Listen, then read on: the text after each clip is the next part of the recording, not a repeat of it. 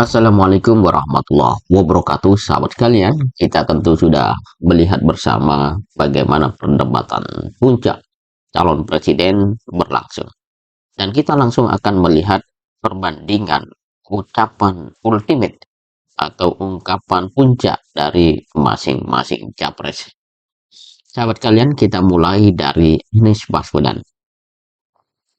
Orang tua yang di malam hari anaknya tidur dalam kondisi miskin, dia melihat sambil membayangkan, akankah anak saya tetap miskin, tetap ini kelak?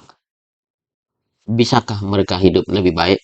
Kami berjuang untuk perubahan, agar orang tua yang miskin itu bisa melihat anaknya tidur sambil berkata, syukur Alhamdulillah, walaupun saya miskin, walau saya kelas menengah, tapi negara hadir untuk membantu anak saya punya masa depan yang cerah.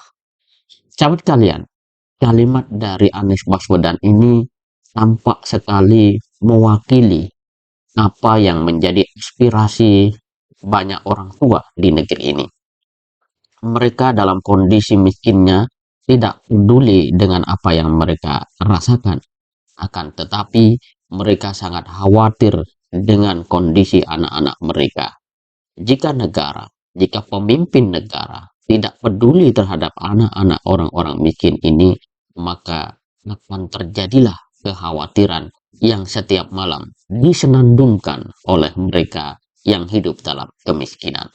Sementara selama ini kita melihat kemiskinan sering menjadi komoditi daripada komitmen untuk diselesaikan.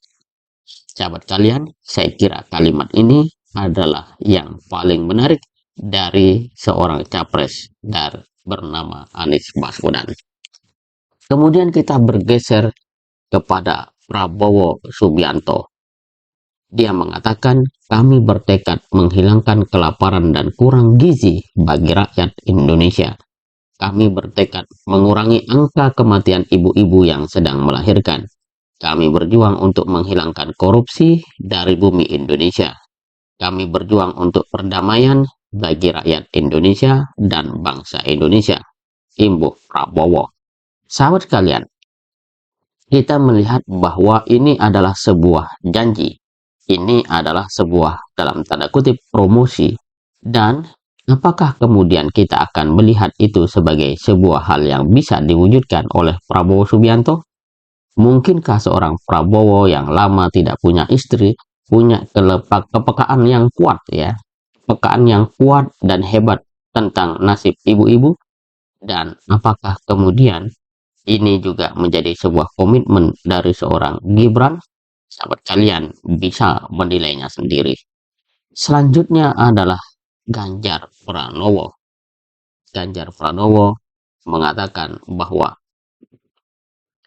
selanjutnya kita harus menjaga proses politik demokrasi dengan baik. Kita mesti melawan politik dinasti. Itu yang didukung oleh mereka yang statementnya sangat terbuka ya. Dan ya, statementnya sangat terbuka, menguasai sepertiga kekayaan Indonesia, sungguh-sungguh rakyat merasa terluka karena statement itu, kata dia. Sahabat kalian, dari closing statement itu yang saya pilih secara acak karena memang panjang ya, dan ini saya ambil berdasarkan yang bisa ditangkap layar dengan mudah, maka kita bisa perhatikan bahwa masing-masing capres punya perhatian mendalam untuk membangun Indonesia. Sekalipun apa yang disampaikan oleh Ganjar nampak seperti sebuah serangan kepada pasangan 02, itu adalah fakta yang mungkin oleh Ganjar dipandang sebagai kendala utama terwujudnya kesejahteraan yang merata bagi bangsa Indonesia. Dan Prabowo Subianto yang dia mengatakan bahwa bertekad menghilangkan kelaparan menunjukkan cinta kasih seorang manusia dengan usia yang tidak lagi muda, dan itu boleh jadi merupakan sebuah kesadaran paling dalam dari seorang Prabowo Subianto. Yang kita tidak yakin pada diri seorang Prabowo adalah mengapa belakangan ia berubah-ubah, tidak seperti dahulu ketika rakyat melihat seorang Prabowo adalah sosok yang tegas luar biasa. Dan sahabat kalian, narasi Anies Baswedan dengan mengatakan dan menggambarkan situasi hati, situasi batin orang-orang miskin di Indonesia tentang nasib anak-anaknya menjadi ya sebuah gelombang yang betul-betul memecah ya kebuntuan dan ketidakpastian mereka yang mengalami itu. Dan jika itu betul-betul masuk ke dalam sanubari mereka yang merasakannya, sangat mungkin Anies Baswedan dipandang sebagai pilihan yang paling memungkinkan untuk Indonesia menjadi lebih baik.